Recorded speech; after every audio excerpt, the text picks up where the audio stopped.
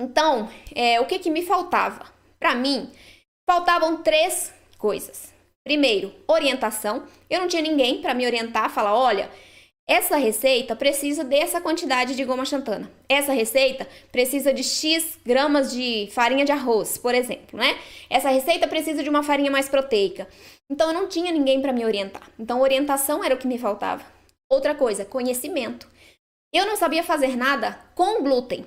Então, imagina sem glúten, né? Não tinha como. Você precisa de conhecimento. Eu precisei ir atrás, conhecer os ingredientes. E não é assim, gente, eu vou fazer uma faculdade para falar, entender sobre os ingredientes. Não, gente, não é isso. Você precisa entender as características e as funções principais que aqueles ingredientes agregam às massas, né? E o mais importante, você precisa testar. Somente a partir do teste, da prática, é que você vai realmente conhecer o que cada ingrediente agrega a massa. Então, é isso. Orientação que me faltava, que eu não tinha ninguém para me guiar, para pegar na minha mão e falar, olha, esse bolo, ele precisa de tantos gramas de líquido, de X gramas de ovos. Então, eu não tinha ninguém para isso. Então, orientação me faltava. Me faltava conhecimento.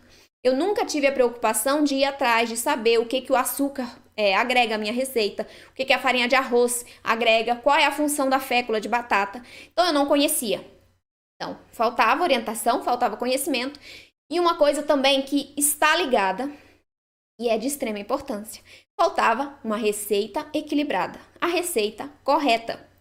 Na internet, hoje em dia, nós encontramos inúmeras receitas, mas muitas delas não são equilibradas. Muitas delas têm excesso de uma farinha, por exemplo, ou então tem um desequilíbrio entre a quantidade de líquidos e a quantidade de farinhas, ou o tipo de mix que foi utilizado, né? Se é um mix integral, né? Ou um mix com farinhas brancas. Então, o que nós vemos muito, o que eu vejo, pelo menos, é muita receita desequilibrada. Então, o que isso causa? Isso causa um grande problema, porque quando nós estamos iniciando nessas preparações, né? Na preparação de bolo sem glúten, quando a gente pega uma receita na internet para fazer, a gente fica super ansiosa.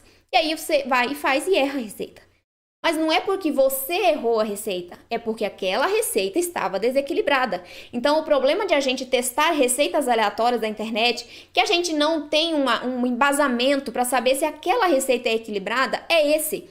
É achar que o erro é da gente, que a gente não sabe fazer. Eu não sabia fazer.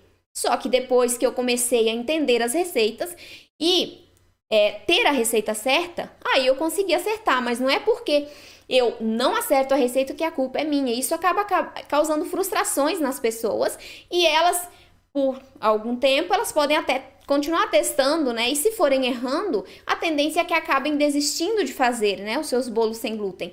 Então, é muito importante que você tenha orientação, que você busque conhecer um pouco sobre aqueles ingredientes que você agrega às suas receitas e que você sempre, quando for utilizar, busque utilizar uma receita. For fazer uma receita, busque utilizar uma receita equilibrada. Então, procure.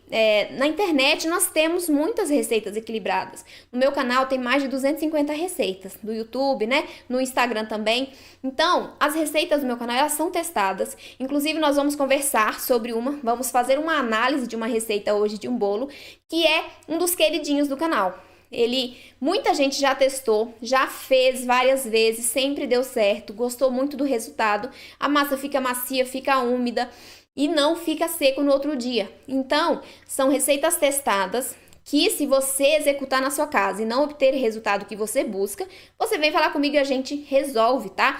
Mas é importante demais você sempre pegar uma receita equilibrada para que você não ache que a culpa é sua, que você não sabe fazer as receitas, tá? Geralmente não é culpa sua, geralmente a culpa é da receita que tá mal formulada, ou então algum passo que você pecou, né? Não pré-aqueceu o forno, por exemplo. Então, alguns procedimentos que podem interferir no resultado final, mas que, se você souber disso, pronto, né? Tá resolvido. Então, se você tem a receita certa, se você sabe alguns dos segredinhos para fazer um bom bolo sem glúten, você consegue fazer qualquer receita, tá bom?